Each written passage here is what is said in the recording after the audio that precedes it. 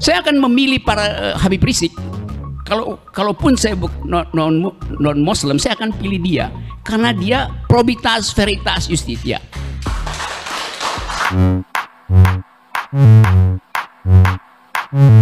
Jadi betul Babe bahwa COVID oh sorry ya, COVID hilang ya Be.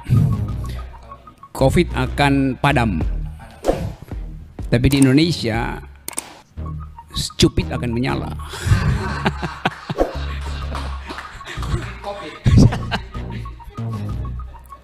Oke, ya, ini satu ruang untuk kita bikin refleksi terus. Karena kita cuma punya kemampuan refleksi itu. Yang punya kemampuan untuk menghasilkan dorongan politik masif adalah partai-partai. Tapi justru kemacetan itu ada di dalam partai-partai. Sehingga tugas edukasi, tugas membuat etik itu jadi norma politik itu diambil alih oleh LSM, diambil alih oleh BEM UI dan BEM Nusantara tuh. Kan di situ sebetulnya kita mesti refleksi apa sebetulnya problemnya sehingga partai politik gagal menjadi diambil alih oleh YouTuber juga. Ambil alih YouTuber. Gagal menjadi agen etis, sama seperti di awal Republik ketika Hatta mempromosikan supaya bikin partai-partai dengan maklumat nomor X itu. Nah pada waktu itu semua orang bergairah bahwa Indonesia akan diasuh secara etik oleh intelektual yang adalah politisi itu. Jadi semua pemimpin politik kita dasarnya adalah intelektual. Dia paham tentang sejarah dunia, dia tahu tentang jarak ideologi sehingga dia bisa bergaul secara etis dan secara ya tanpa mau disogok itu. Nah sekarang kita berupaya mengevaluasi Indonesia hari ini berdasarkan parameter kemarin itu. Karena kemarin itu kita surplus etis di awal-awal kemerdekaan tuh. Lalu kemudian makin defisit dan sekarang betul-betul nihil ethical politics itu. Apa alat ukurnya tuh? Saya ambil aja alat ukur yang paling sederhana, yaitu setiap kali kita masuk kampus UI itu ada tulisan Latin di situ, veritas, probitas, justitia tuh, yang artinya veritas artinya kebenaran, probitas artinya kejujuran, justitia artinya keadilan gitu. Biasa begitu kan kampus di luar negeri juga bikin semacam dalil untuk membangkitkan motivasi itu. Di Chicago tagline-nya itu Crescat Scientia Vita Esculator. Artinya Crescat artinya bertumbuh, scientia ilmu. Menumbuhkan ilmu akan membuat hidup lebih mulia tuh. Vita Esculator. Vita artinya hidup, Esculator artinya agung, mulia tuh. Kita jangan ambil yang jauh sana. Di UI aja. Sekarang kita pakai dalil UI itu untuk mengevaluasi politik, mengevaluasi UI sendiri itu. Apakah politik kita berbasis pada prinsip pertama tadi, veritas, kebenaran? Nggak ada. Dusta adalah aktivitas politik utama kita, bukan kebenaran itu. Prinsip kedua, probitas, kejujuran itu. Nggak ada juga. Karena manipulasi adalah aktivitas utama politik kita tuh. Justitia, keadilan juga nggak ada. Karena disparitas naik terus tuh. Jadi terhadap itu kita bisa katakan bahwa anak-anak BEM ini betul-betul mengevaluasi politik Indonesia berdasarkan dalil yang UI bikin sendiri itu. Sekarang kita ukur misalnya rektor UI, apakah dia masuk di dalam prinsip tiga tadi itu, veritas, probitas, justitia. Aturan di dalam statuta UI, rektor UI nggak boleh jadi pejabat di luar UI itu. Nah dia ini komisaris dari BRI yang adalah pejabat negara karena dibayar oleh negara, 2 kali dapat gaji. Itu udah tidak jujur, melanggar probitas. Itu udah tidak benar, melanggar veritas. Itu tidak adil, apalagi melanggar justitia. Jadi rektornya sendiri melanggar prinsip yang ada di UI itu. Itu yang namanya ukuran etis. Kan itu kan. Jadi parameter etisnya aja di UI dilanggar. Kalau kita bilang, jadi minggu depan yang tas-tas ini kita bahas lah kira-kira. Nah saya mau lanjutkan itu untuk mengatakan bahwa bahkan universitas yang seharusnya disimbol konsistensi nggak terjadi, apalagi partai politik gitu. Kan itu ukurannya kan. Jadi orang bilang dengerin aja UI aja nggak bisa kok, apalagi partai politik yang isinya adalah maklar, calo, macam-macam gitu kan. Nah kita mau lakukan perubahan itu. Nah karena tadi diusulkan agar supaya diedarkanlah semacam cara baru melihat politik tuh, ngapain ada soal radikal, moderat segala macam. Jadi kita mau coba lihat Indonesia dengan kategori baru.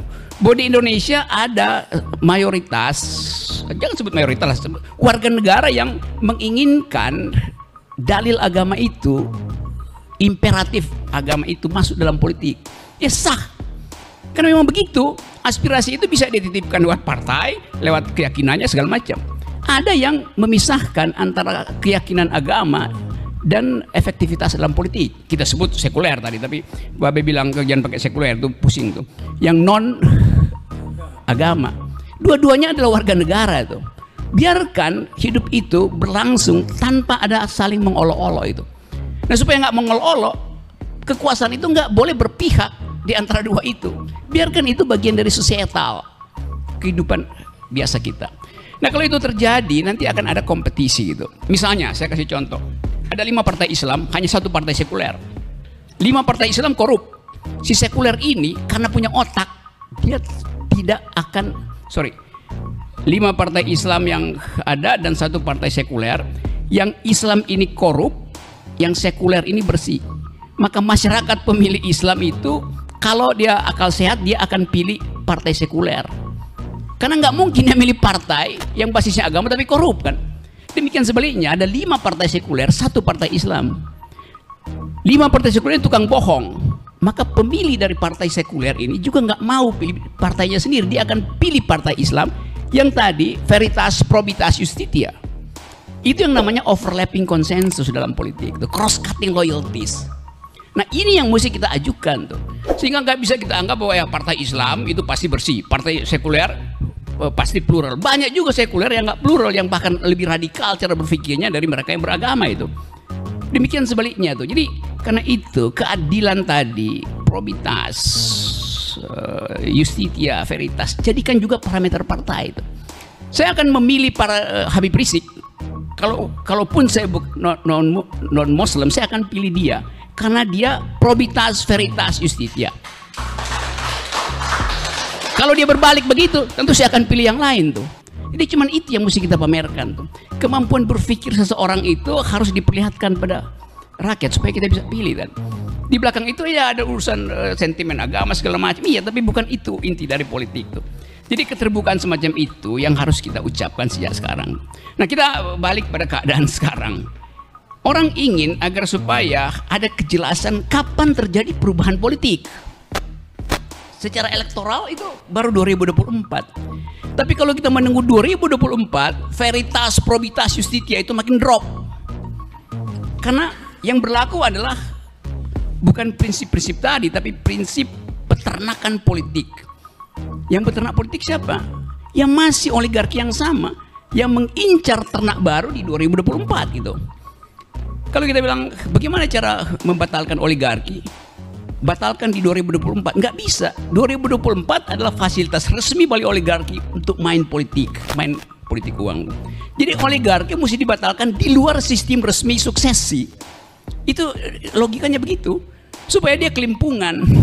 Dia nggak punya kesempatan untuk bermain politik melalui fasilitas resmi negara. Kenapa? Karena dia disponsori negara juga. Jadi problem ini sebetulnya yang jadi kegelisahan kita.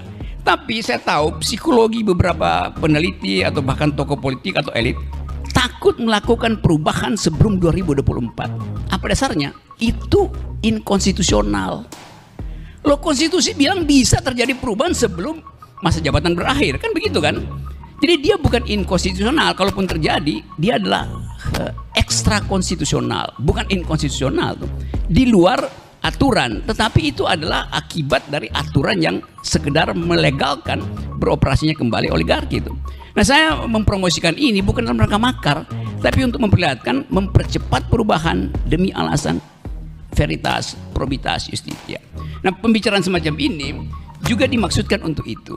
Kalau enggak ya ngapain kita bikin komunitas civil society yang pada akhirnya harus tunggu 2024. Pada saat itu oligarki udah bertumbuh lebih kuat, akarnya udah sangat kuat itu, karena dia akan manfaatkan seluruh potensi bangsa ini. Jadi sekali lagi balik pada tema tadi itu, Habib Rizik dia adalah monumen hari ini untuk mengumpulkan sisa-sisa energi etis tadi itu, sisa-sisa energi intelektual, sisa-sisa energi keadilan. Tapi tentu kalau dia dikumpulkan dia mengganggu oligarki, konfrontasi pasti terjadi itu. Tapi kita mesti ambil risiko itu tuh. Kalau kita ingin satu kali dalam sejarah kita katakan kita berpindah secara kualitatif dari sistem yang korup pergi pada sistem yang bersih itu dalilnya tuh. Sekarang saya ingin minta misalnya surveyor untuk mensurvei pikiran ini. Tetapi mensurvei pikiran ini ada resikonya, nggak dibayar oleh oligarki surveinya tuh. Karena kalau keluar surveinya itu pasti oligarki kurang ajar. Gue kasih duit tapi lu bikin hasilnya yang mengolok-olok gue kan.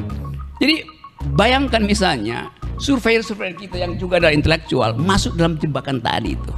Nah ini yang membuat kita percaya bahwa gumpalan kedunguan ini, gumpalan arogansi ini yang akan mencair kalau ada tokoh muncul itu.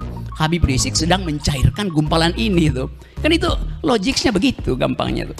Jadi sekali lagi upaya kita sebagai masyarakat sipil menghendaki ada perubahan kualitatif, bukan kuantitatif gitu. 2024 itu kuantitatif doang, berubah secara kuantitatif artinya jumlahnya berubah, kualitasnya nggak berubah.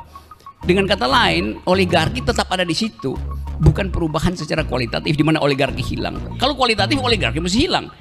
Kan teorinya begitu, kita sebut-sebut oligarki ada. Tapi semua surveyor bilang ya kita rubah di 2024. Lo oligarki juga senang. Oke, 2024 itu resmi, mari kita kumpul uang untuk beternak politisi baru tuh. Jadi sekali lagi ethical drive ini atau sebut aja lebih kuat, ethical imperatif. Itu yang harus kita install ke dalam otak pimpinan-pimpinan partai itu. Karena masih aja mungkin sisa-sisa yang masih bisa bagian di otaknya bisa kita install ethical imperatif itu. Nah, cangkir opini adalah dalam upaya untuk menginstall ethical imperatif ke dalam sistem politik kita. Assalamualaikum warahmatullahi wabarakatuh. Luar biasa.